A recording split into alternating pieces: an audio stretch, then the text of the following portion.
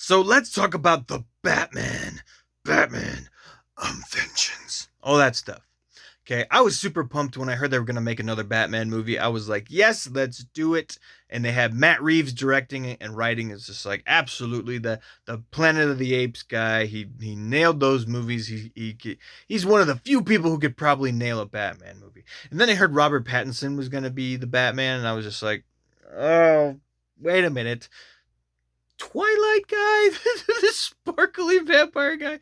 Oh no, no, no. And then I saw him in Tenet, and he actually did a good job in Tenet. And so I was just like, okay, you know what? Okay, okay, let's give the man a shot. He actually showed some depth and some ability in that movie. So it was like, all right, maybe he can do Batman. Maybe the vampire eventually became a bat. Maybe, maybe. But needless to say, there was my nose. There was a lot of hype that I had actually for this movie. I was excited. I thought it was gonna be good. I saw the trailers and I was like, whoo, like this could be good. This could be the next big thing. And I wanted it to be. And so I saw it in theaters, and as a theater experience, it was awesome. Like sometimes you just have those movies you have to see in theaters to really get the full effect. And this one is more, I would say, of the Batmans, it's the allure does fall under the quality of the theater experience. It's just not the same. I think the way the movie was made, it's a little diluted when you watch it at home. But that being said, it was still awesome. And do I do I really think it met the hype that I had internally for it? No, I don't actually. I just don't. Okay. After you come down off the high, it's kind of like, you know what? That was pretty good, you know. But if you're trying to pit it against Christopher Nolan's Batman trilogy, it's like, look, it just doesn't measure up. It just doesn't. It just doesn't. It just doesn't. I don't care what your argument is. It just doesn't. Maybe I'll explain it later, certain plot holes and whatever. But I mean, I love Batman. I love watching the many different iterations they have and the many different movies, the many different styles. So it's not like I'm trying to be too snobbish about it, but it's like if you're really trying to pit up, the top quality Batmans that we have, it's not the best, okay? It is not the best Batman ever done, okay? But it was fun. It was entertaining. It was cool. I like it. I like it. So I would still recommend that people see it if you like Batman.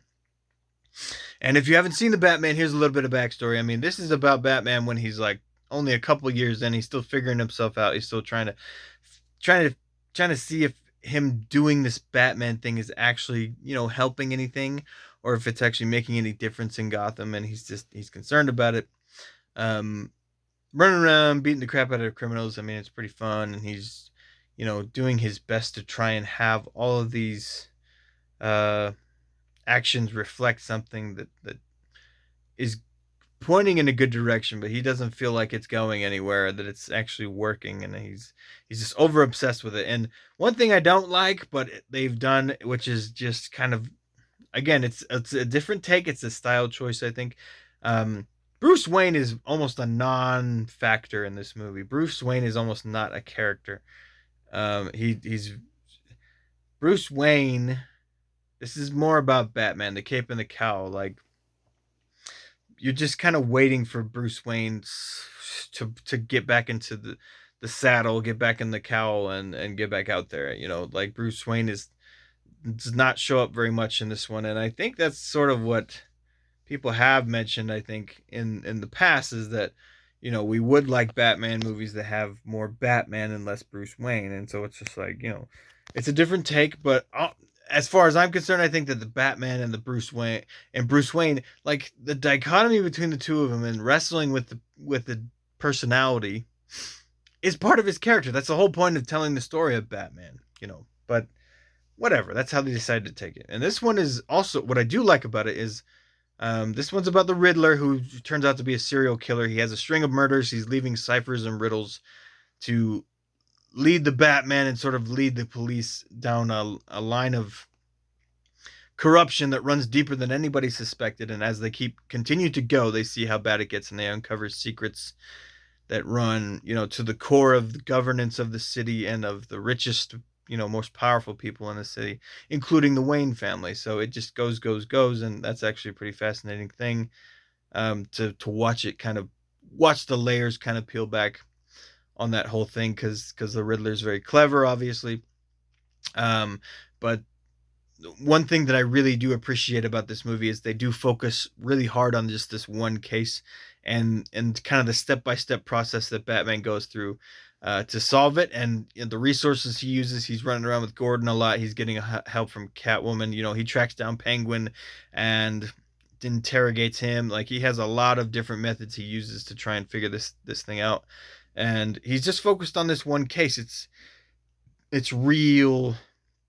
It's really stepped into the identity of Detective Batman, not necessarily Cape Crusader, bashing people's heads in Batman.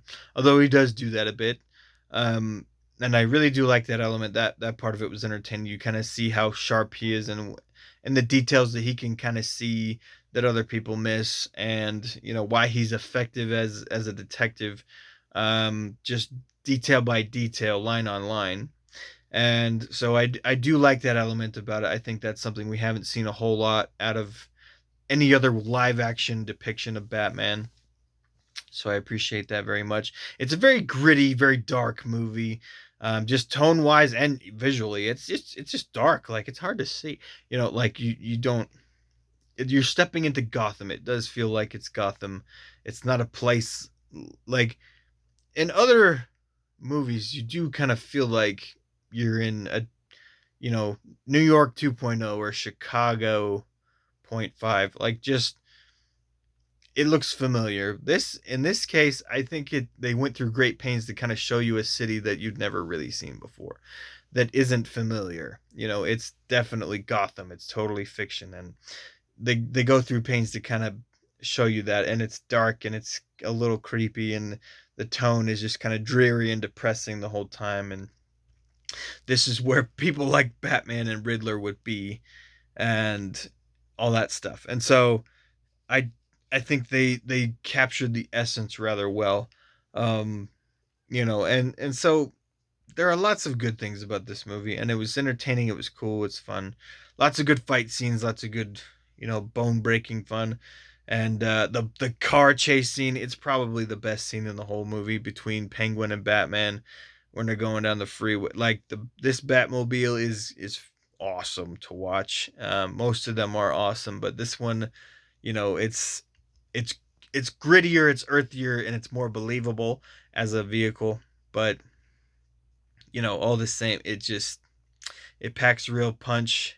The noise that the engine makes, and just the chaotic things that happen throughout the chase. Like, whew, that was a pretty awesome scene, especially to see in theaters. Like, so again, I'd recommend it, especially even just to watch that scene, man, to watch the build up and then watch that scene. Whew, that was an awesome one. And as a sidebar, freaking what's his face, Colin Farrell, the actor who plays Penguin.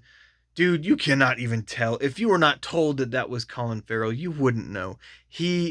Probably he stole the show. Like, he's awesome, awesome in that movie.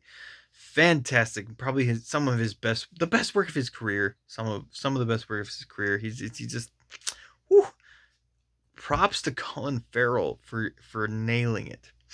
Okay, and like, there are lots of good things to say about this movie. But like, what you find more prominent in other movies just kind of switch it up. Like I said, Bruce Wayne isn't really much of a factor in this movie. On top of which, Jim Gordon also is not much of a factor. He's kind of just a patsy for Batman. He's just kind of running around with him. He's always asking questions like, "What does that mean?" or "What's going on?" Like, he kind of just follows Batman around and follows his lead. Whereas pretty much any other Gordon kind of takes his own initiative and uses his own brain, which is a little disappointing to see that. But as far as Zoe Kravitz playing the Catwoman and Selena Kyle, like, that dynamic, has taken it to another level. It's a different take than what we've seen as well.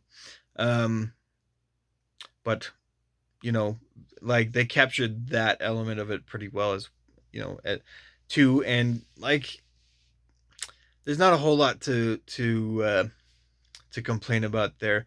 Um, I think the problems start to come though when you find the full resolution of the plot. And I didn't really like the way they did the Riddler. I've always pictured the Riddler just the way that he's been done in the past. Just it's always made more sense to me that he's just kind of some cold calculating weirdo in a basement somewhere just secretly running the city or running an operation to try and take down the city, to make him a serial killer and to make him just kind of this methodical uh sort of manic, depressive, psychopathic, type of person.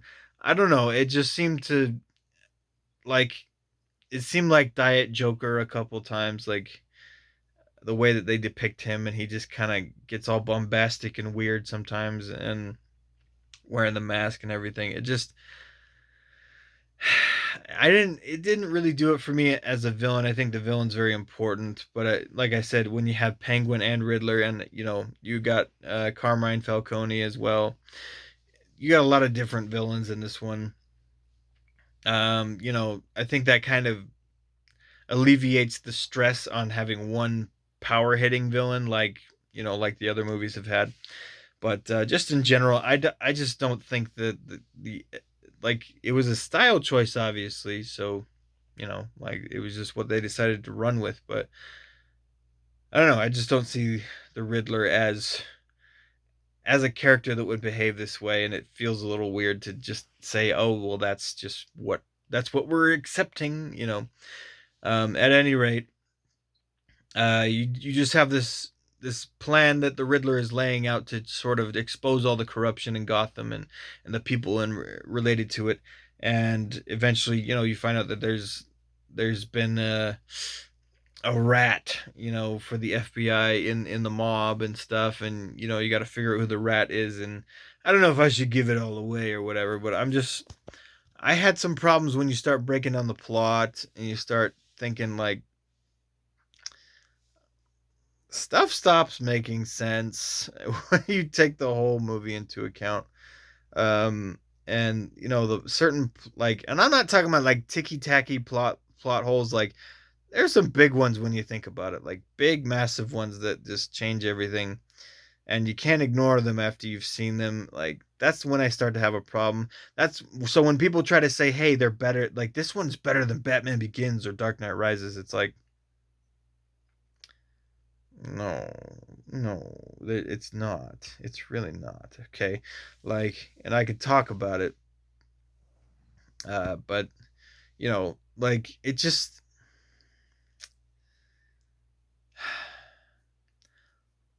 what I can say and what I will stand by is that it has a lot of entertaining elements, especially at the end.